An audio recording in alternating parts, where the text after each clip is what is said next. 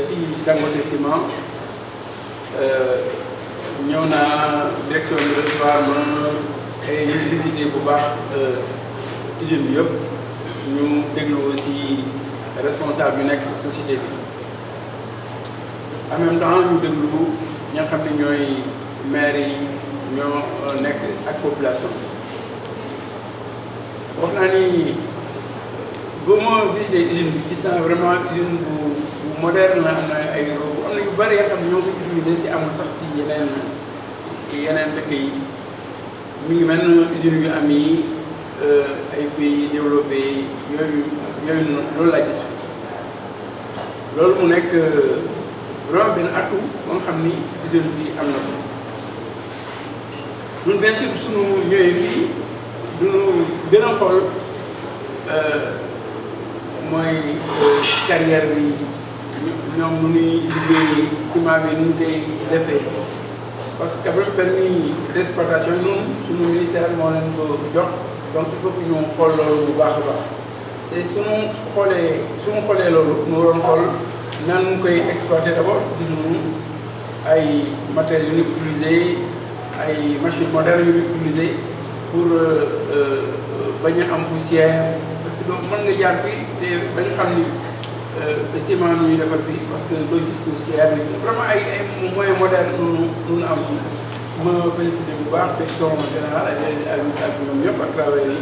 si la ma gis fii suñu ñëwee xool mii ñi ba pare duñu bien sûr xool ñun lan war a wax si mii ñi parce que duñu wax ne mii ñi du kenn moo ko moom constitution Sénégal moo ko am moo ni peuple yëpp ñoo ko bokk donc suñu demee bay di exploiter mii ñi il faut que population bi peuple bi gis si boppam gis si boppam mooy d'abord suñu daan exploiter mii ñi ñu bañ rek bàyyi fa ay kàmb yoo xam ne dafay yàq nature mu nekk xool noonu waxtaan moom ak ñoom ñu déjà ñoom gisuñu ñoo ngi def ay plan pour loolu bañ am ñu ngi commencé def ay plante di commencé xool lan ko mën a def pour kàmb yi rek bañ fa nekk loolu moo ni lu baax la parce que si suñu programme nun il faut que ñu vérifier ni rek lu ñu wooyee si tubaab réalisation des sites am na et je pense que ñu ngi commencé def eggul parce que xëy na liggéey bi eggul moo xam ne mën nañu def constat bi mën na am ay hectares yoo xam ne mën nañu ko aménager mais yaakaar naa ni si seen programme si seen jëfin vraiment ñoom daan gën a def ay jéego. ba ma xoolee aussi ñu xool naa ak ñoom lu ñu wax ak lu maire yi wax aussi ñu woowee RSE mooy ndimbal bu entreprise bi di jox population yi mooy commune yi ak population yi de manière générale maire yi wax nañu lu dégg lu baax a baax kontaan si loolu ñu entreprise bi nit ñi def lu mu mën si RSE mais ñoom wax nañu aussi la xam ni ñoom lu ñu gën a bëgg mooy fexe bay xale gox bi gën a mën a liggéey ci usine bi loolu xëy na daan si gën waxtaan ak entreprise bi xool lu ñu ko mënee gën a mën a jàppale seen bopp si loolu gis naa ni am na ay centre de formation yu mel noonu xëy na il faut xale yi am yenn formation yi mais entreprise si boppam mën na fexe bay ñooñu am formation yooyu am na capacité boobu mën na tabax loolu te daf koy jëriñ donc noonu lu maire yi wax man lu ma mën a dégg la parce que dafa am solo trop damay xelal si wax naa ni il faut que ñu xool plan de développement local c'est yooyu ñu joxee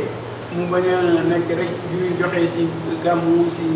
màggal wala si yu mel noonu mais mu mën a jëriñ vraiment population bi gis naa ni ñoom ñu def école ñoom ñu def ay structure de santé mais il faut vraiment développement commune bi profiter population bi profiter ci loo xam ne mine bi moo ñoo fi nekkoon ñoom ñoo ko moom donc loolu président insisté na président de la République Macky Sall insisté na bu baax pour ñu xamal ni population bi il faut que ñoom ñu gis seen njëriñ ñu gis seen njëriñ si mbir yi de manière générale donc loolu moo tax ma ñëw ma gën a déglu lu ma wax et gën a insister si loolu ñëpp ñoo ko bokk Sénégal benn Sénégal la gis naa ñoom ñu def jéegu léegi ñuy liggéey ñu fii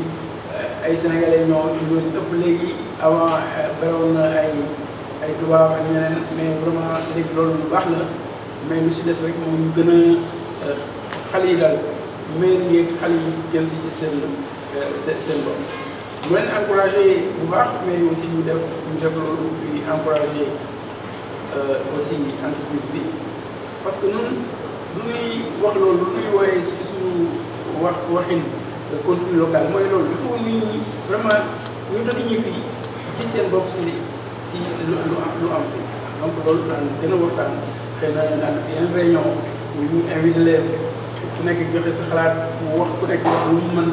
ak lu mu ko xalaatee comme ça ñu essayé tënk ay documents ba mu mën a dem ay loi ak yu mel noonu loolu moom vraiment mooy suñu xalaat ñu ñëw rek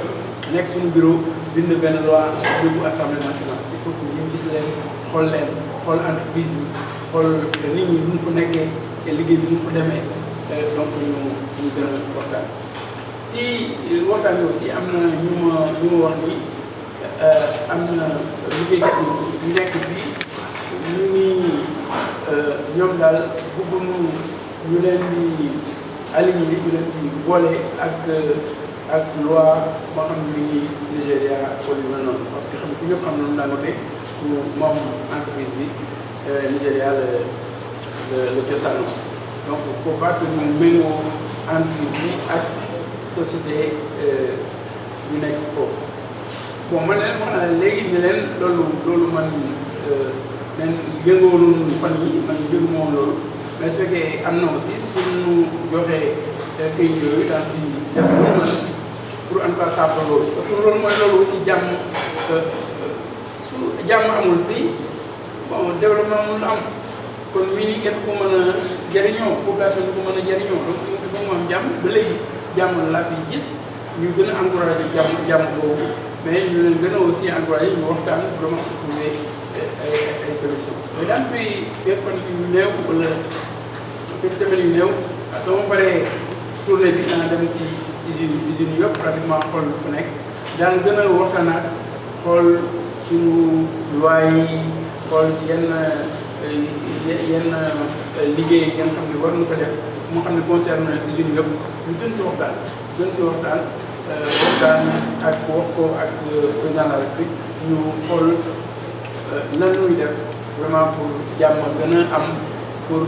Sénégalais yëpp gis ni mii ni ñu leen jël donc loolu aussi moom moo tax vraiment ma kontaan trop ñu ñëwee gis la ma gis lu ma woon fii yëpp waxtaan ak yéen gis à l'air du temps samay xarit yi xam ni yàggoon na voilà. Comme on a eu à l'expliquer tantôt, le nombre d'emplois tourne autour de 1000 personnes. Si on parle des emplois directs et indirects, emplois à la société Dangote Sénégal. Donc aujourd'hui aussi, nous avons eu la visite du ministre de tutelle, Stéphane. Et nous profitons de l'occasion pour le remercier d'avoir bien voulu venir nous rendre visite. Et aussi, nous avons aussi profité de l'occasion pour lui faire visiter l'usine, lui montrer nos installations et à la fin de la visite, comme il a pu le dire, il était très satisfait des installations qu'on a vues et tous les efforts que Dangote fait par rapport à la protection de l'environnement et aux équipements que nous utilisons effectivement dans ce volet-là. C'est bon les gars? Ok, tu vois là? Voilà, s'il vous plaît, une petite question. Voilà, monsieur le directeur, c'est la même question. Hein? Quelques travailleurs sont sortis la dernière fois pour vraiment apporter quelques éclairages par rapport au traitement. certains acquis qui sont remis en cause. Aujourd'hui, c'est le côté l'augmentation des salaires chaque année et également le traitement de ces travailleurs par rapport à la législation nigérienne. Comment sont traités les travailleurs ici? Voilà, en fait, pour ce point, nous sommes toujours en train de discuter avec les membres du syndicat et ce que nous avons toujours fait. Ce n'est pas avec la presse que nous allons étaler les discussions que nous sommes en train de mener avec nos partenaires, les discussions en cours. Et Inch'Allah, si tout se passe bien, une solution sera trouvée par rapport à tous ces points. Qu'est-ce qui explique la remise en cause de ces acquis? Bon, je ne veux pas entrer dans les détails. Comme je l'ai dit tantôt, nous sommes en train de discuter avec eux et une solution va être trouvée sur tous les points. Lorsqu'une solution sera trouvée, nous serons devant la presse pour expliquer effectivement les solutions qui ont été trouvées par rapport à ça. Voilà, visite du ministre bi déjà lu ñu neex la ndaxte bu ñu ko falee ba léegi ba mu jëlee ñëw na seet si ñu ba muy ñëw seet si ñu wan nit usine bi pour wan ko suñu installation yi wan ko installation yi ñu am yëpp si usine bi te kontaan na trop ndax gis na investissement yoo xamante ne ñu ngi koy def sur le plan de protection de l'environnement notamment équipement yi ñuy utiliser pour ne pas que muy am ay poussières yoo xamante ne day impacter village yi ak investissement yi ñuy def yëpp yoo xamante ne ñu ngi jéem a sàmm n'est-ce pas li ñu dénk mooy mine beeg yooyu et je pense que ministre bi wax na ko ci fin bi que ne kontaan na si installation yi gis ak effort yoo xamante ne Dangote mi ngi koy def dans le cadre de la protection de l'environnement. C'est une capacité de production. Donc bon capacité de production usine bi mi ngi tourner autour de 1,5 million de tonnes par année. Il faut ngeen xam que bon Dangote tout bi rëy na au Sénégal mais par rapport à suñu concurrent yi ñu ëpp capacité donc ça tourne autour de 1,5 million par année. Ok. Voilà, perspective là. Bon perspective déjà par rapport à capacité bi ak marché bi déjà am nañu benn part de marché bu am solo fexe ko téye part de marché boobu parce qu'on ne peut pas aller au-dessus de cela parce que loolu mooy suñu capacité te presque egg nañ si donc ñu jéem a gën a góorgóorlu pour satisfaire clients yi ndaxte Dangote je pense que ciment bi sénégalais yëpp reconnaître nañu ne ciment de qualité bu baax la ci andi donc loolu la ñuy fexe jëm see gën a góorgóorlu ba nga xamante ne incha allah année yi qualité bi di gën a yokk te clients yi di gën a satisfaire.